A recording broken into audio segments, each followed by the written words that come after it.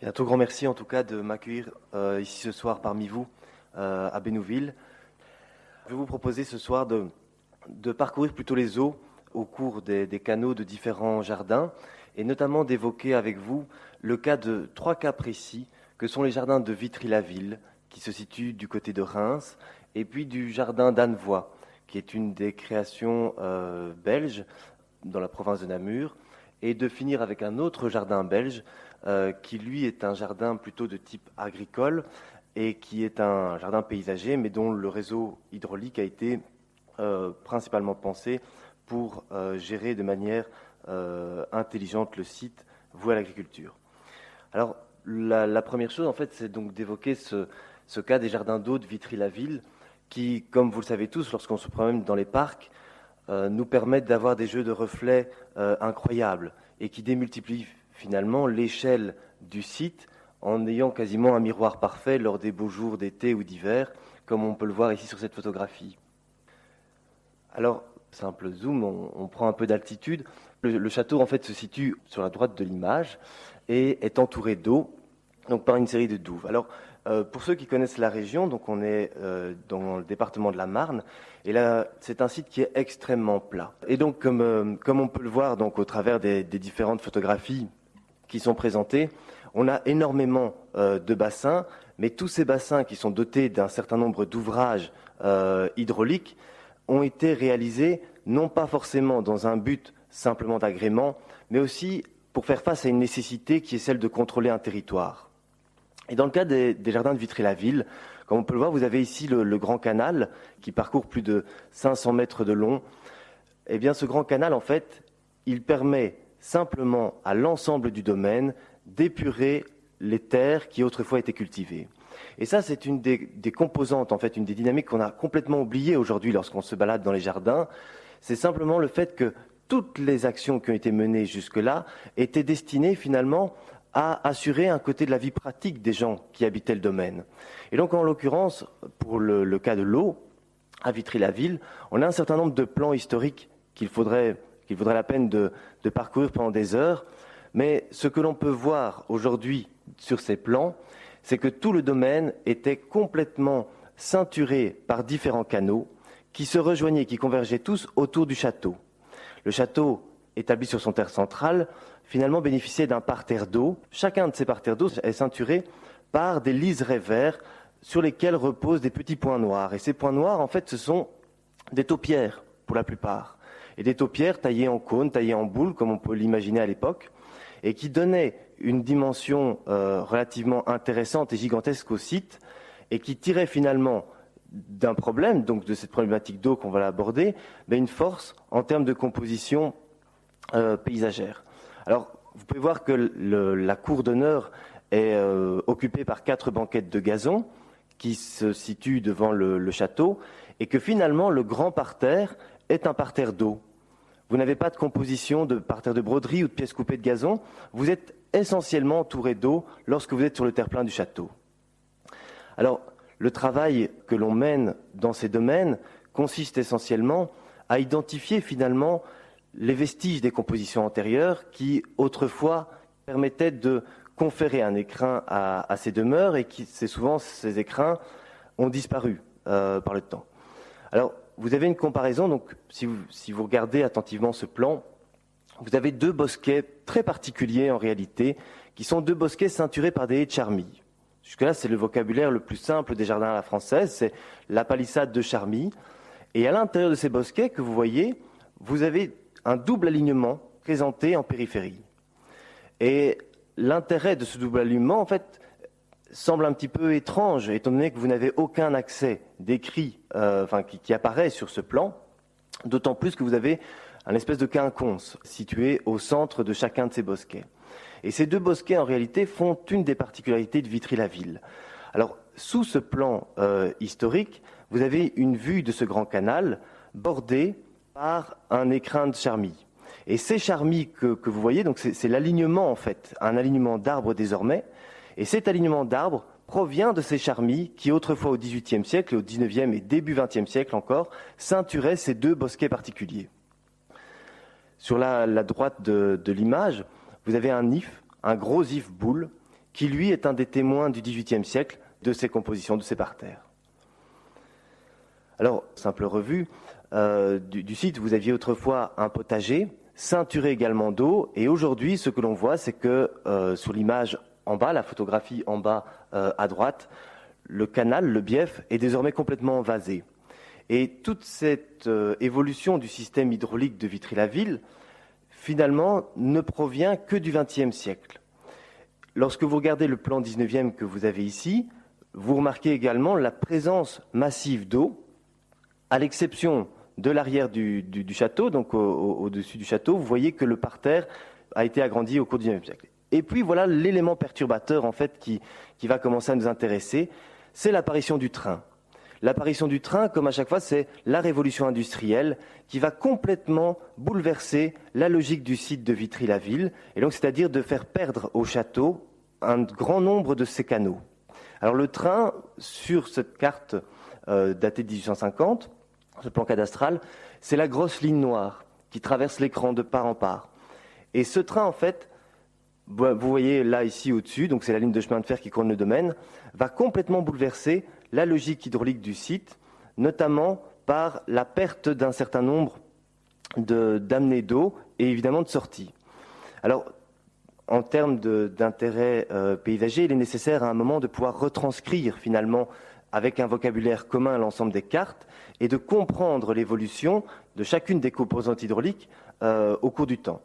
Alors si on regarde les deux premières cartes, on voit clairement un dessin qui est relativement similaire, avec des canaux qui ceinturent l'ensemble du domaine, et plus vous allez aller vers des cartes plus récentes, donc dès l'aurore du XIXe siècle, plus on va comprendre que le domaine va se simplifier d'un point de vue hydraulique, et puis il va arrêter de se simplifier pour être simplement ce qu'il est aujourd'hui, donc c'est-à-dire à partir du XXe siècle, un réseau hydraulique relativement développé, mais dont certaines composantes ont été malheureusement abîmées ou ont disparu. Alors, d'un point de vue de la structuration végétale, vous avez un certain nombre d'éléments qui aujourd'hui subsistent et simplement des éléments très traditionnels, comme cet alignement de charmilles qui provient des charmilles antérieures qui autrefois étaient taillées en palissade, comme les jardins de Versailles par exemple, pour avoir vraiment l'idée du jardin. Et vous avez sur la droite de l'image une cépée de platane qui est issue en fait des grandes tempêtes. Donc c'est-à-dire qu'autrefois tous les canaux étaient bordés par des platanes qui vont être abattus ou qui seront couchés par les tempêtes de 1990-1999. Et de ces abattages, de ces arbres qui chutent, vont surgir un certain nombre de cépées. Alors, encore une fois, la droite de l'image, on comprend donc que vous avez la palissade de charmilles qui est désormais devenue finalement un alignement d'arbres. Mais ce qui nous intéresse particulièrement, c'est ce qui se trouve en fait au-delà de ces palissades de charmilles. C'est la tache blanchâtre en fait qui émerge du sommet de ces charmilles et qui est en réalité le centre de ces bosquets. Et ça en fait c'est une interprétation du site, c'est une adaptation à sa réalité. C'est-à-dire que les propriétaires au XVIIIe siècle se sont imaginés de planter en fait des alignements d'arbres d'aulnes et de saules qui, semble-t-il, sont extrêmement rares en France, puisque aujourd'hui on n'a pas encore trouvé dans ces quantités un autre site qui en avait hérité. Et donc vous avez tout le long en fait de ces charmilles, en arrière-plan, des alignements d'aulnes et de saules qui permettaient simplement d'épurer le site. Et ça, c'est une des composantes du paysage que nous avons perdu ces derniers temps. C'est la logique de ces structures champêtres qui permettaient simplement de capter un maximum d'eau dans le cas de Vitry-la-Ville et de rendre les terres cultivables. Il faut savoir qu'un aulne ou un peuplier est capable d'absorber plus ou moins 1 mètre cube d'eau par jour lorsqu'il est dans sa taille adulte et qu'il est d'une certaine manière en pleine souffrance, donc en plein été. Et donc ce captage d'eau, évidemment, permettait au site de Vitry-la-Ville d'être hors eau durant les bonnes périodes de l'année et de mener un certain nombre de cultures. Cependant, avec le temps, on a oublié un petit peu de renouveler ces alignements et aujourd'hui, on a finalement perdu les 3/4 de ces alignements qui étaient situés sur le versant donc, que vous pouvez voir donc, du côté droit de l'image et qui est en fait un fossé qui se déverse finalement dans un grand bassin réservoir et autrefois traité en taillis. Et ces structures paysagères-là, qui étaient évidemment des structures de fond de vallée, était évidemment aussi source d'emploi, source de biodiversité, et valoriser finalement le paysage au fur et à mesure des saisons et des années, étant donné que c'était un paysage évolutif. Lorsque vous recépez les trognes de saules, d'aulnes, vous rabattez finalement la structure haute, donc arborée, qui cadre les vues, à un niveau proche de zéro, donc c'est-à-dire à 1,5 mètre, 2 mètres, 3 mètres de hauteur maximum. Et lorsque vous arrivez plus tard, dans 5, 6 ans, 7 ans, lorsqu'il est venu le temps de récolter l'ensemble des produits issus de ces arbres, eh bien, vous retrouvez un paysage à ce moment-là beaucoup plus aérien, avec des branches qui filent à 10, 15 mètres et que vous rabattrez à 2 mètres, 3 mètres. Alors, ce domaine de Vitry-la-Ville, finalement, il est aujourd'hui dans un état quelque peu dramatique dans sa conservation, même s'il a conservé beaucoup de charme, simplement parce qu'on a perdu en fait la logique d'appréhension de l'eau. Et cette logique d'appréhension et de gestion de l'eau, elle a diminué en fait au cours du siècle simplement par l'arrivée évidemment de l'industrie. Et les tableaux que l'on a pu voir de l'exposé précédent, donc du professeur Auger, témoignaient finalement donc de ces grandes usines qui, n'existaient pas parce que vous aviez des productions familiales. Et aujourd'hui à Vitry-la-Ville, les productions familiales, qui étaient notamment celles d'un certain nombre de moulins qui se trouvaient en contrebas du domaine, se sont arrêtées. Et avec l'arrêt de cette utilisation finalement familiale, de cette petite échelle locale, eh bien le site, peu à peu, a été délaissé dans son intérêt et dans son entretien, et l'envasement des canaux a conduit finalement à un rehaussement de la nappe phréatique et donc du niveau d'eau général du domaine. Alors, vous avez ici un exemple de toutes ces structures qui permettaient autrefois de commander et qui fonctionnent encore partiellement à Vitry. Et ces structures qui permettaient de commander de façon délicate et fine les niveaux d'eau ont été évidemment progressivement abandonnées. Et aujourd'hui, le site est en proie d'une certaine manière à certains moments des inondations.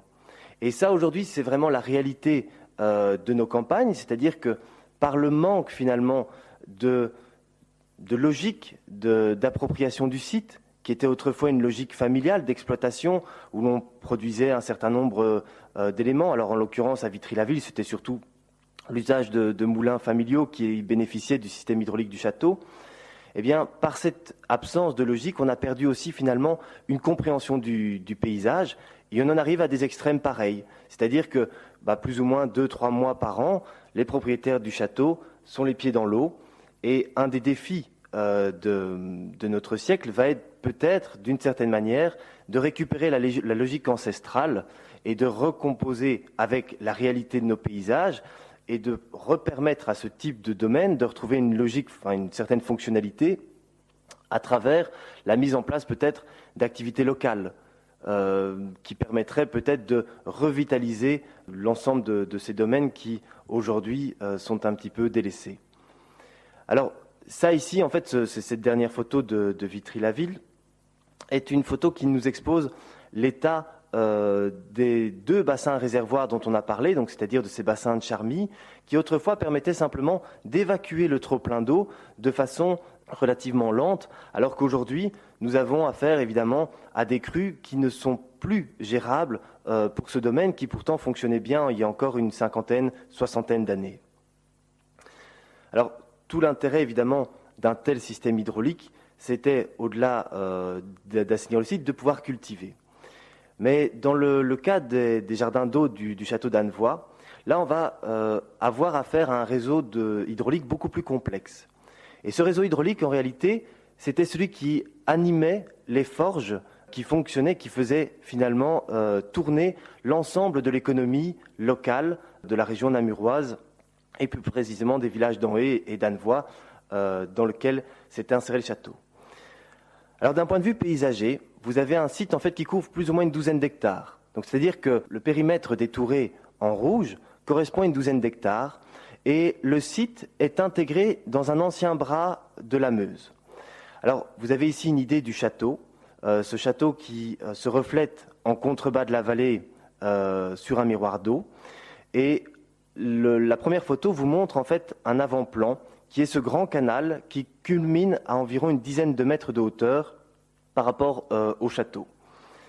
Vous avez quelques éléments d'eau en fait qui sont des éléments d'agrément tout à fait remarquables, mais qui, comme nous le verrons, ont été mises en place essentiellement finalement pour drainer à nouveau les eaux et utiliser l'ensemble de la force hydraulique présente au sein du site de manière à animer les forges.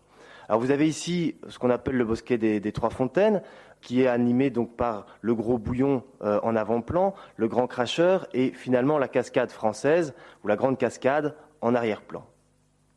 Alors c'est un château qui évidemment est un château assez campagnard et qui a évidemment été recomposé au cours du temps dans ses aménagements, mais les grandes lignes de composition sont restées en place, notamment parce qu'elles sont calquées sur le réseau hydraulique. Alors ce grand canal ici présenté a une longueur approximative de 365 mètres sur 7 mètres de largeur et culmine à flanc de coteau, et c'est un des éléments vraiment intéressants du parc. Il culmine à flanc de coteau de la vallée et c'est lui en fait qui permet d'alimenter l'ensemble des bassins et de fournir une force hydraulique intéressante et suffisante pour animer l'ensemble des forges jusqu'à plus ou moins 1850, arrivée évidemment du train sur le continent et surtout aussi finalement mise au point du coq qui va précipiter la fin des petites forges familiales.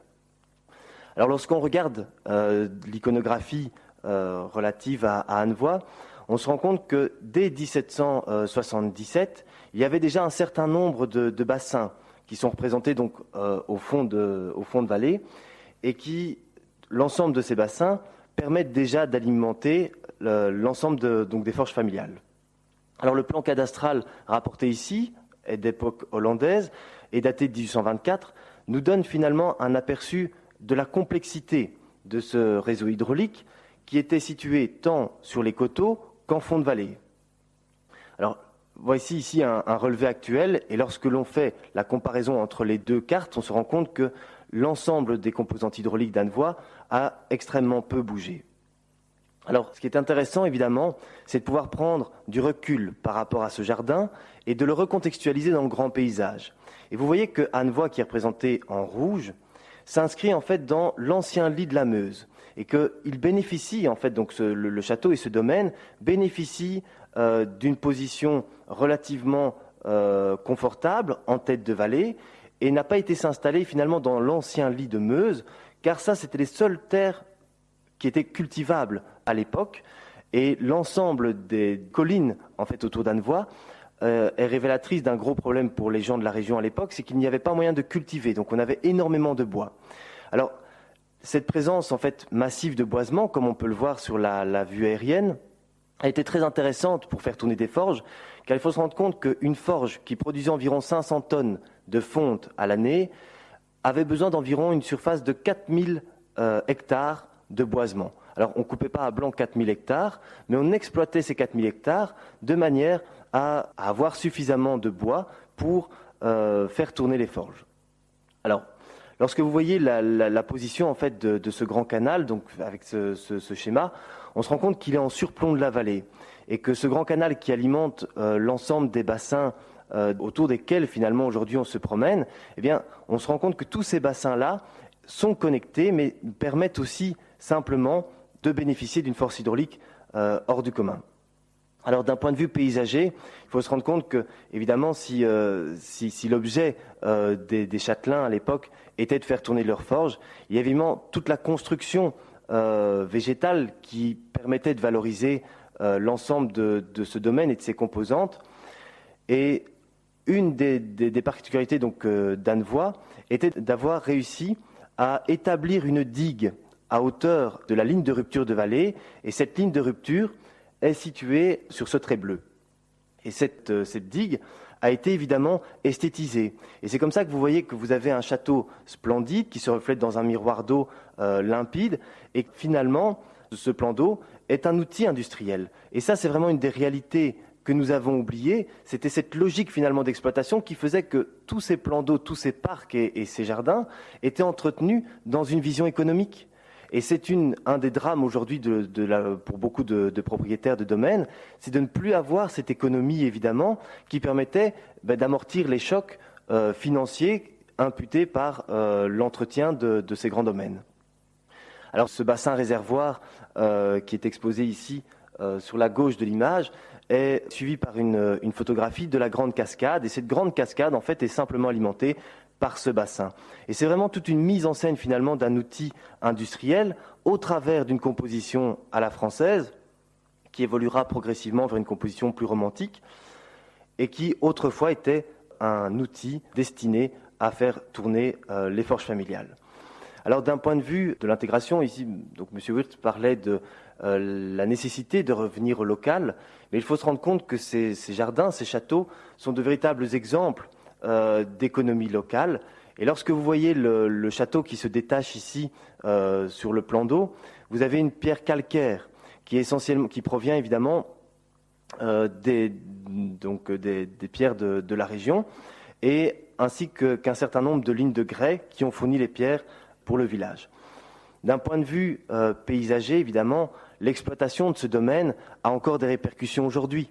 Et c'est comme ça que l'on voit finalement des carrières éventrées, donc qui sont représentées notamment sur les cartes, mais également des boisements qui semblent torturés. C'est-à-dire que les boisements étaient en réalité recépés environ tous les 25-30 ans, et ces boisements recépés, aujourd'hui, nous donnent des forêts au tronc relativement torturé.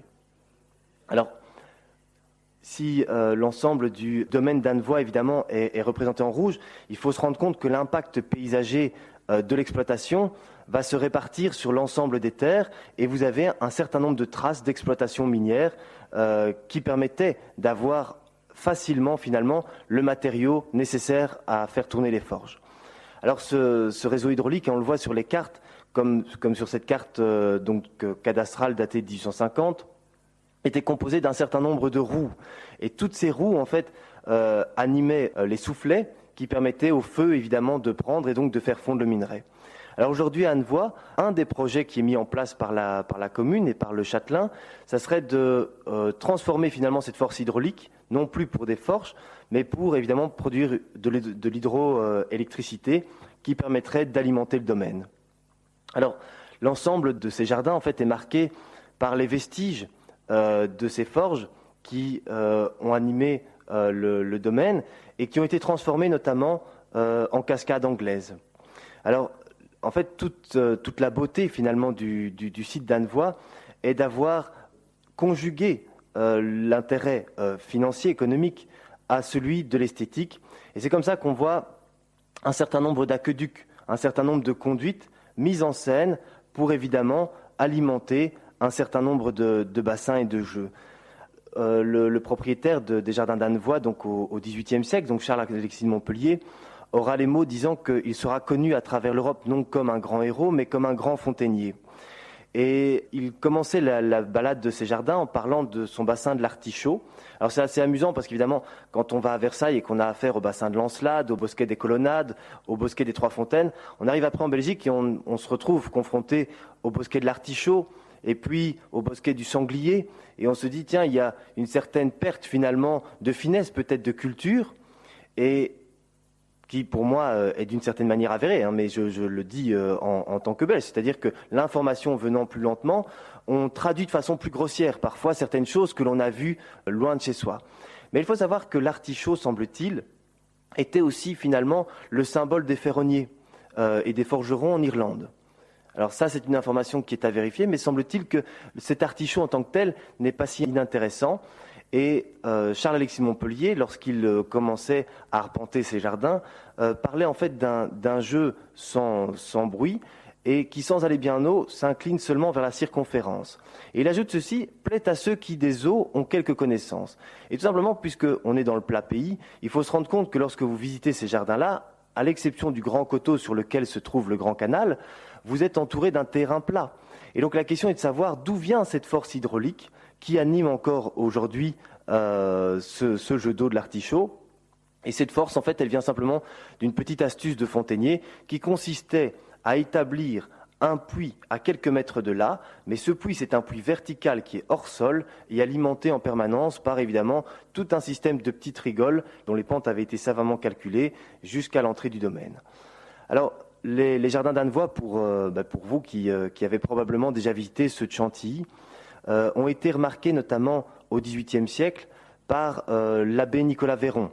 qui a été l'instructeur en fait des enfants donc du propriétaire d'Annevoie à l'époque, et qui va parler finalement en ces termes du jardin, en disant: ce n'est point la maison d'un prince, ni un jardin royal où l'on ne doit s'attendre au grand, au magnifique, mais c'est la miniature de ces palais superbes qui m'ont frappé sans m'étonner. Et j'ai été surpris, enchanté de trouver chez un ami un petit chantilly qu'on peut voir en sortant de Versailles et qui, seul dans ses cantons, peut consoler un homme fou de Paris et de ses environs. Donc, mine de rien, ce jardin qui était un outil industriel était quand même malgré tout reconnu pour son esthétique. Et il faut se rendre compte notamment que le comte d'Artois, lorsqu'il fuira à la Révolution française, visitera Annevoie très rapidement lorsqu'il arrivera en Belgique.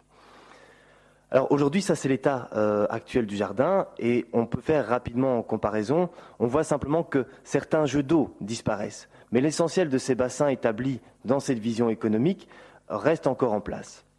Alors, un des intérêts du jardin d'Annevoie est de présenter ce buffet d'eau qui est alimenté lui-même par le grand canal qui se situe juste en arrière-plan.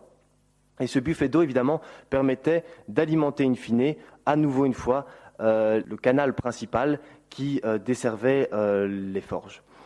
Alors, ce grand buffet d'eau est surmonté d'un Neptune, et aujourd'hui, ce Neptune a été reposé tout récemment, mais le principe de ce buffet d'eau était autrefois une pièce majeure des jardins. Et lorsque vous le voyez aujourd'hui dans son état, il est animé par un certain nombre de jeux d'eau dont les ajutages sont de la dinanderie et ont été réalisés en plomb avec évidemment une tête de cuivre.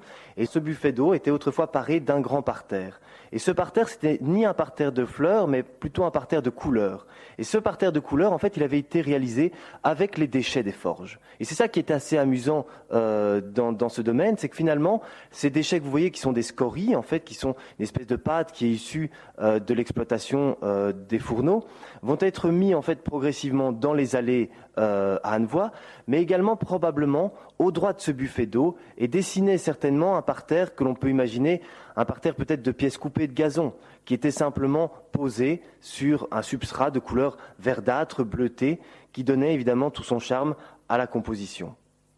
Alors, l'ensemble du domaine, en fait, est également paré d'un certain nombre de jeux d'eau, et le créateur de ce jardin, donc Charles-Alexis de Montpellier, s'enorgueillait vraiment de voir son grand cracheur, dont la tête altière avait failli tomber.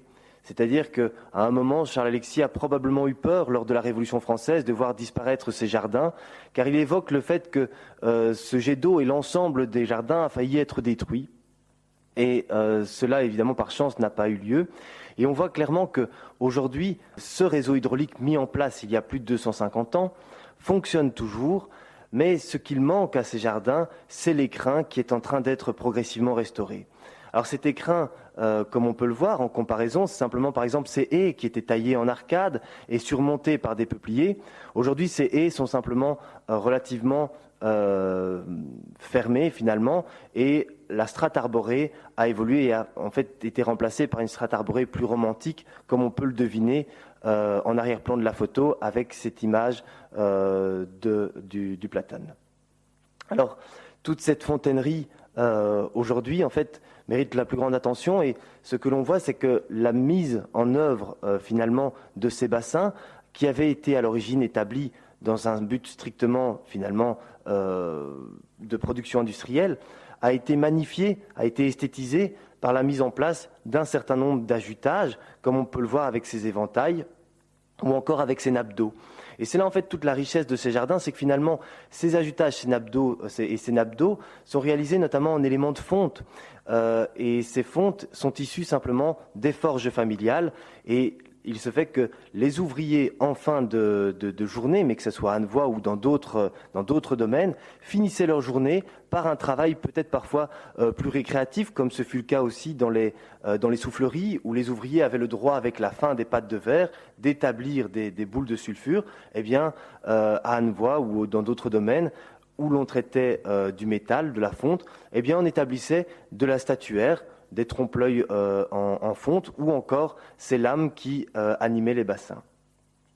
Alors, un des intérêts de ce jardin d'Annevoie, c'est vraiment le fait d'avoir un grand canal qui surplombe finalement la vallée. Et si vous prenez la peine de regarder le fond de perspective, on devine le versant opposé de la vallée recouper la vue finalement et indiquer le changement de direction du cours d'eau. Alors, Charles-Alexis, en fait, de Montpellier, va être conseillé par un prince allemand qui lui conseilla, pour pouvoir, disait-il, voguer sur la montagne, d'établir ce grand canal. Et de part et d'autre de ce grand canal qui mesure 365 mètres de long, il y avait évidemment un côté un peu symbolique qui voulut que l'on plantât 52 tilleuls. Et donc c'est simplement une certaine manière de se rappeler peut-être les 365 mètres, les 365 jours de l'année, et puis les 52 tilleuls qui jalonnent en fait, qui sont les semaines. Les 7 mètres de largeur évidemment du grand canal. Cependant, à cette théorie, il y a peut-être quelque chose qu'il faut bien spécifier, c'est que le mètre n'était pas encore d'usage à l'époque. Et au XVIIIe siècle, évidemment, 365 mètres ou 7 mètres de largeur ne voulait peut-être pas dire la même chose, mais il se fait que les légendes naissent avec les familles et que la famille de Montpellier, évidemment, ne s'est pas privée de raconter que pour tous ceux qui veulent vivre une année de plus, évidemment, et ne pas vieillir, il suffisait de monter au Grand Canal, d'en faire le tour, de redescendre à la fontaine d'amour et de faire son vœu. Donc voilà, c'était une manière assez poétique de faire visiter leur jardin. Alors, un dernier mot sur ce grand canal, c'est que tout simplement, lorsque l'on regarde l'image de droite, on devine que les 52 tilleuls aujourd'hui ne sont plus là. Et Charles-Alexis de Montpellier disait quelque chose de très intéressant pour nous, parce que ça, c'est aujourd'hui quelque chose auquel on est confronté, c'est l'abattage des arbres.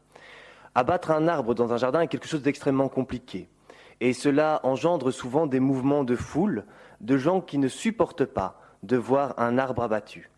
Et Charles-Alexis de Montpellier dit ceci, il dit « Vous, les arbres, dépêchez-vous de grandir et vivez longtemps, car c'est en vieillissant que vous deviendrez beaux. » Et c'est vrai qu'aujourd'hui, les parcs que nous avons la chance de pouvoir visiter sont essentiellement marqués dans leur charme par ces grands alignements et ces arbres multicentenaires qui parfois dépassent les 40 mètres, voire peut-être même plus.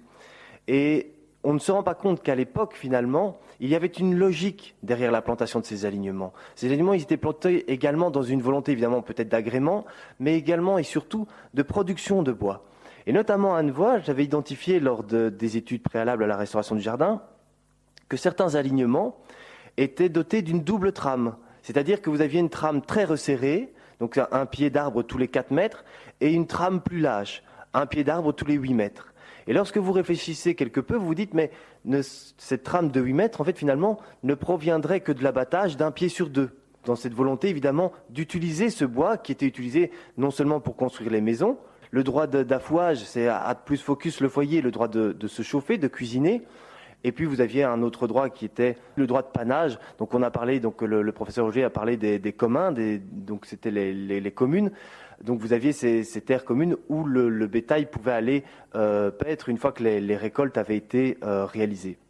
Eh bien, Charles-Alexis finit son histoire avec ces arbres en disant « Vous que j'ai plantés, que j'ai vu grandir, dépêchez-vous de grandir parce que c'est en vieillissant que vous deviendrez beaux. » Et puis il ajoute une petite phrase un peu mesquine en disant « Au contraire de tout ce qui vit et respire, en conviendra le beau sexe qui ne voit pas sans pâlir l'automne arriver pour flétrir son teint. » Voilà. Donc ça, c'était un petit peu moins gai dans ces poèmes, mais c'est une certaine réalité qu'il faut se dire, c'est que finalement, ces domaines étaient en perpétuelle restauration, rénovation, étant donné que les alignements, une fois qu'ils étaient arrivés à maturité, étaient coupés simplement dans une logique d'exploitation.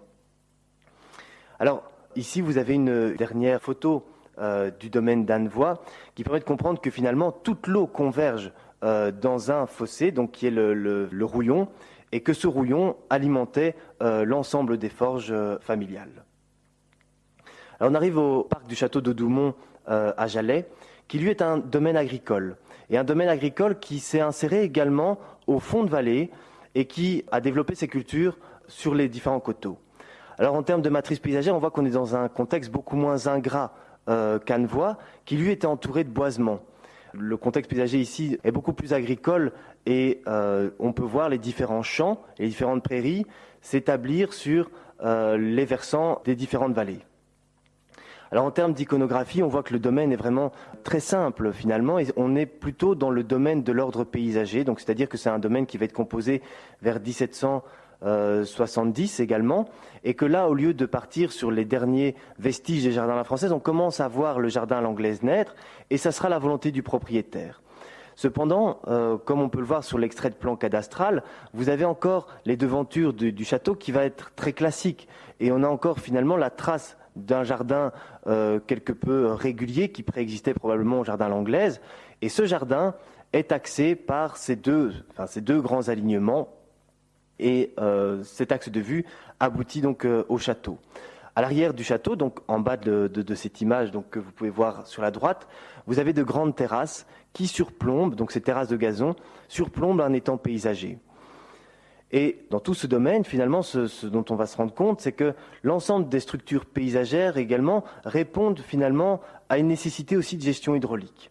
Alors, lorsque vous regardez donc tout simplement d'un point de vue paysager le domaine, vous voyez le château en fond de vallée qui ressort parmi ces alignements d'arbres qui cadrent les vues. Et c'est vraiment l'image quasiment pré-romantique, mais on est encore dans un romantique plutôt du XVIIIe siècle, où l'on a un romantique encore un peu fouillis et pas aussi épuré que les parcs à l'anglaise. Alors, au pied du château, vous avez des parterres de broderies qui ont été réalisés dans les années 1930, c'est-à-dire des broderies évidemment qui vont évoquer un certain style à la française, mais qui ne sont plus évidemment les grands parterres de broderies que l'on pouvait voir à Versailles ou dans d'autres châteaux comme le parc de Sceaux. En contrebas, vous avez de l'image, vous avez un boisement qui est donc un bosquet, le bois du Carillon. Et alors, on se rend compte que tous ces arbres, en fait, ceux qui sont plantés là, sont pour la plupart des essences de bois tendres comme le tilleul. Mais vous avez un certain nombre de peuplements, comme les bois de hêtre aussi, et les boisements de frêne, qui étaient vraiment cultivés de façon intensive à Houdoumont. Et l'ensemble de ces bois avait quelque peu aussi un certain intérêt, c'est-à-dire que le frêne, par exemple, permettait de construire tous les outils nécessaires à l'entretien d'un jardin. Les manches de bêche, en l'occurrence, sont réalisées en frêne. Alors vous avez une dernière photo ici en bas de l'écran qui est évidemment les étangs du Rouchon. En fait, ils sont assez éloignés du château, c'est-à-dire qu'ils se situent à environ 400 mètres du château. Et ces étangs ont été mis en scène par la famille donc, qui habitait le château autrefois, à l'aide d'un certain nombre d'éléments qui sont plutôt intéressants en termes de scénographie sur lesquels on reviendra plus tard. Alors dans ce domaine, vous avez un bois, donc c'est un grand boisement qui est un bois de l'Étoile et qui se situe, comme on le verra plus tard, sur les hauteurs du site. Alors ce boisement, il est relativement intéressant puisque c'est relativement caractéristique, comme vous le voyez, donc c'est une photographie panoramique, hein, vous vous trouvez au cœur d'un cercle et vous avez un certain nombre d'allées et de perspectives qui filent vers l'horizon. Vous avez les grandes structures plantées du jardin sont également implantées sur ce qu'on appelle la crête interfluve. Donc, c'est-à-dire cette crête, c'est celle qui rassemble deux vallées, et c'est ce boisement que vous voyez monter progressivement vers le coteau et que l'on peut voir donc l'allée des Tilleuls sur l'image de gauche. Alors ça, ce sont les fameuses terrasses évidemment du domaine de Houdoumont qui est implanté en fond de vallée. Alors la position de ce château, elle est encore une fois révélatrice de l'intelligence du siècle, c'est-à-dire que le château établi en fond de vallée ne l'est pas tout à fait. Il est sur un surplus rocheux qui lui permet évidemment d'avoir les pieds hors de l'eau. Toutefois, comme vous pouvez le voir, au pied du château, l'eau est présente en masse. Et cette eau présente en masse, elle est canalisée en fait par différents biefs dont on verra le tracé par la suite. Et cette eau, elle permettait évidemment tant d'agrémenter le domaine que de permettre évidemment de subvenir aux différents besoins de la gestion inhérents à ce site.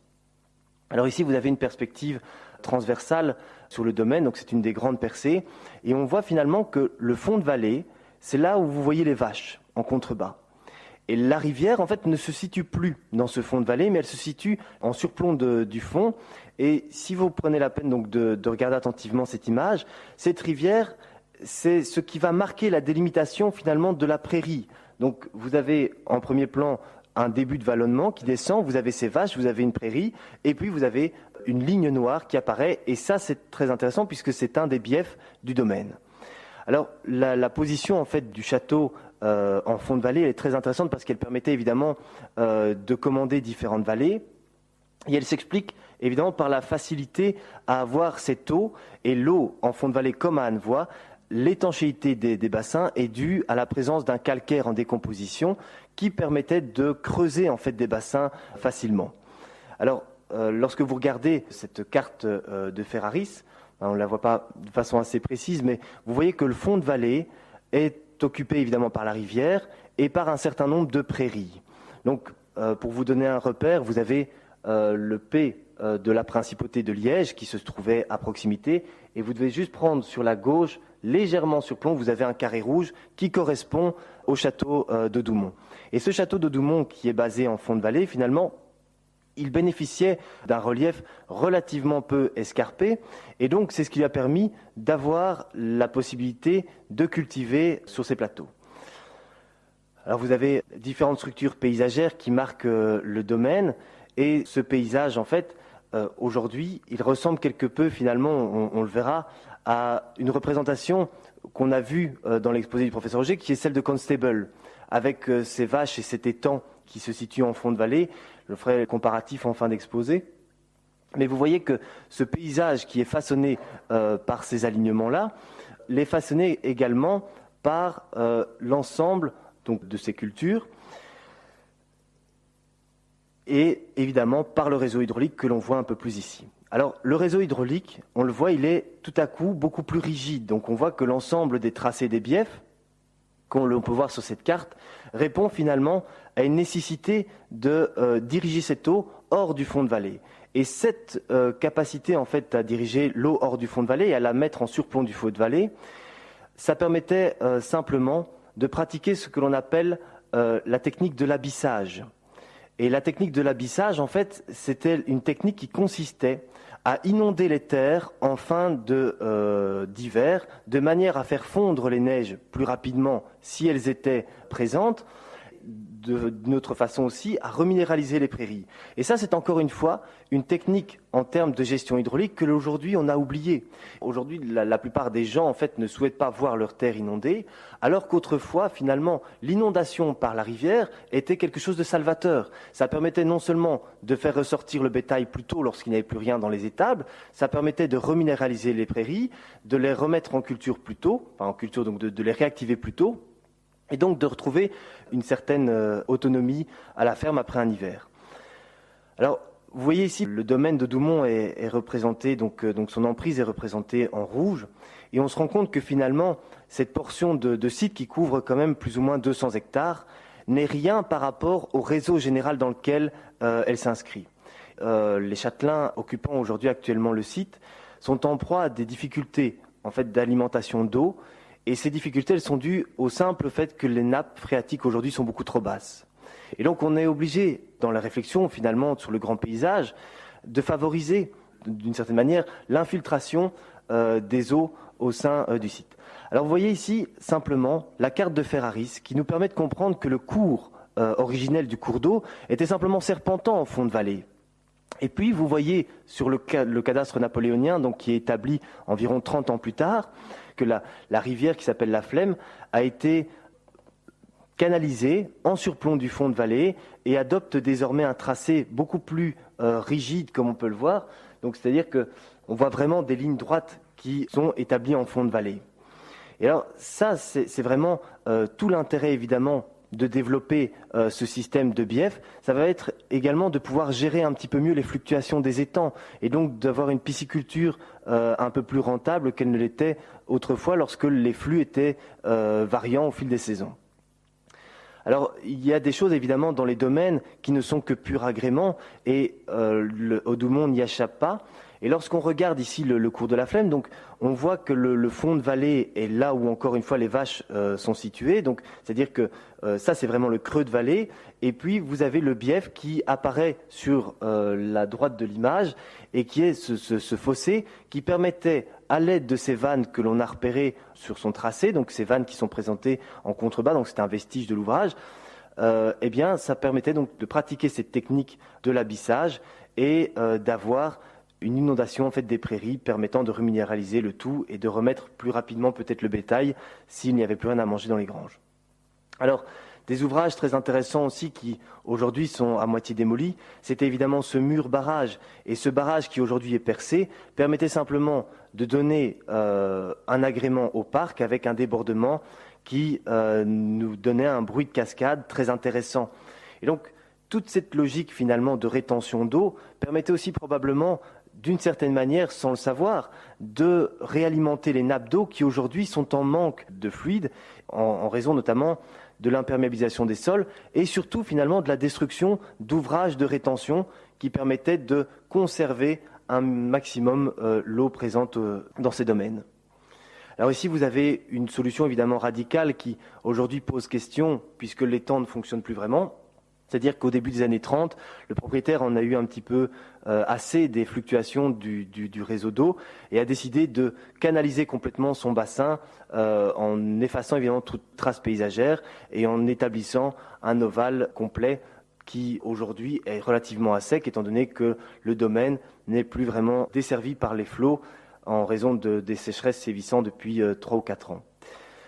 Alors, différents éléments sont encore appréciables dans ces jardins, mais ne sont plus utilisés. C'est-à-dire que vous aviez autrefois un abreuvoir, mais qui servait aussi de pédiluve.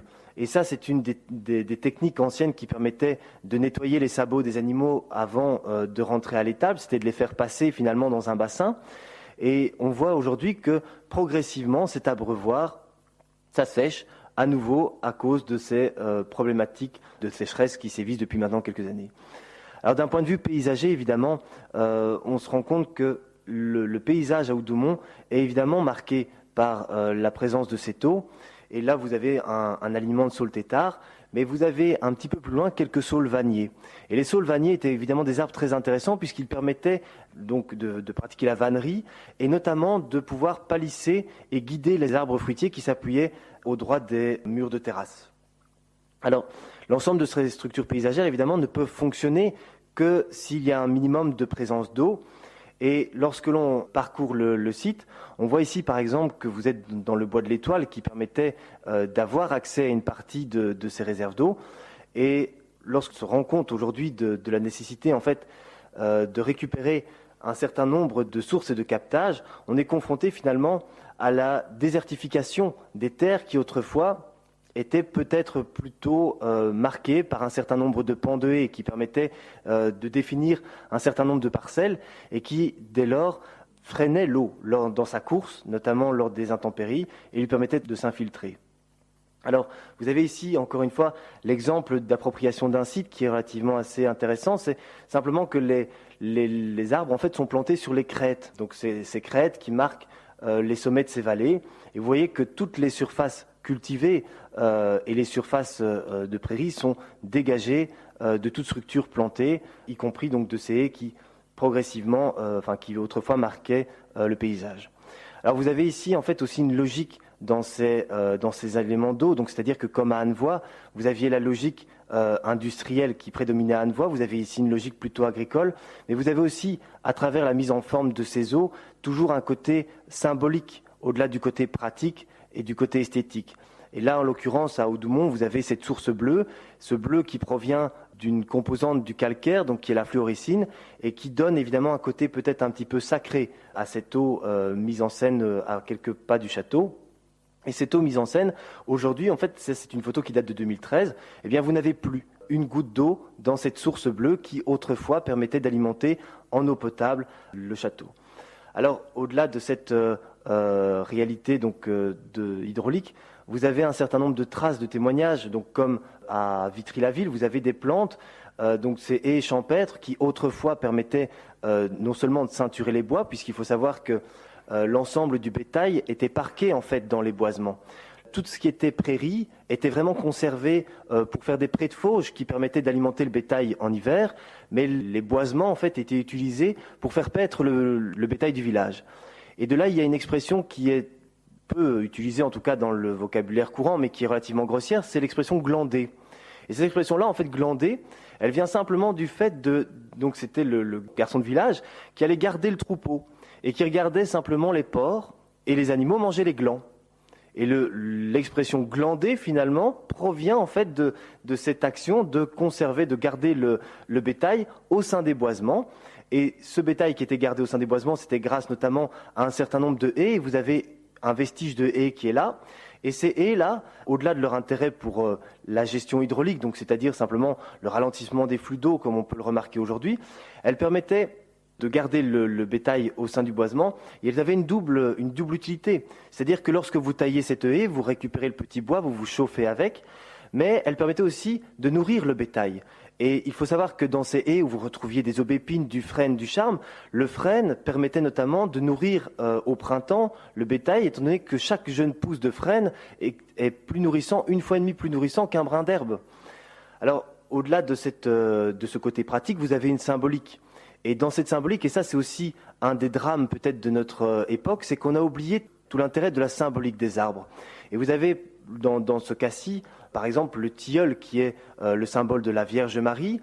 Alors ça c'est lorsque nos contrées ont été christianisées, en fait, les différents apôtres, les différents disciples qui sont passés dans nos contrées ont repris en fait finalement un arbre celte en disant mais voilà, ce tilleul que vous avez là, c'est l'arbre de la Vierge Marie. Mais ce tilleul qui était déjà vénéré, adoré, permettait aussi aux villageois de produire beaucoup de bois. Et c'est vraiment dans cette logique-là finalement qu'aujourd'hui il faut retravailler au niveau des jardins et des paysages ruraux, c'est-à-dire de se réapproprier les structures végétales plantées autrefois de manière à en retirer le bénéfice qu'elles donnaient aux gens. Alors vous avez au Doumont un exemple assez particulier d'étang qui là se situe quand même à plus de 500 mètres du château. Et c'est là aussi toute une question, c'est-à-dire qu'il y a des réponses que l'on n'a pas. C'est un étang qui aujourd'hui se situe donc à 500 mètres du château et qui alimente le contrebas du domaine sans apporter rien d'autre que de l'agrément. Pourtant, à 1,5 kilomètre de son lieu d'habitation, c'est assez rare de s'investir autant.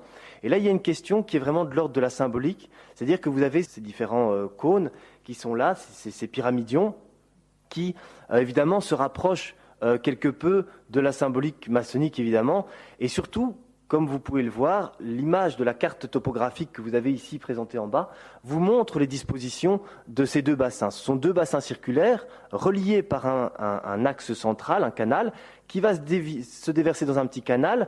Et l'image du dessus avec les deux pyramidions entourant l'escalier, c'est ce petit canal qui se déverse à ce moment-là dans cet ovale. Et c'est là que on sait que le baron d'Auvin, en fait, au XVIIIe siècle, faisait partie de loge maçonnique. Et c'est une question qui est posée aujourd'hui par certains historiens de se dire, tiens, est-ce que ça, c'est un site qui a eu autrefois l'occasion d'être un site initiatique?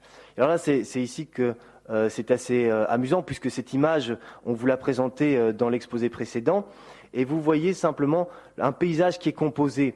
Alors, par chance, à Oudoumont, on n'a pas encore cette cheminée industrielle qui dépasse, qui nous montre la présence humaine, mais on s'imagine bien en fond de vallée, finalement, l'étang qui pourrait occuper. Et cette image-là, vous l'aviez autrefois, lorsque l'on faisait déborder le bief qui se trouve en surplomb de la vallée et qui permettait à ce moment-là d'obtenir finalement cette vision-là dans un but agricole, donc de réveiller finalement les pousses et les prés du bas de vallée et d'une certaine manière de redynamiser l'ensemble du domaine. Bon voilà, j'ai été un peu rapide. J'espère que vous avez pu suivre et peut-être capter quelques éléments malgré tout dans cet exposé.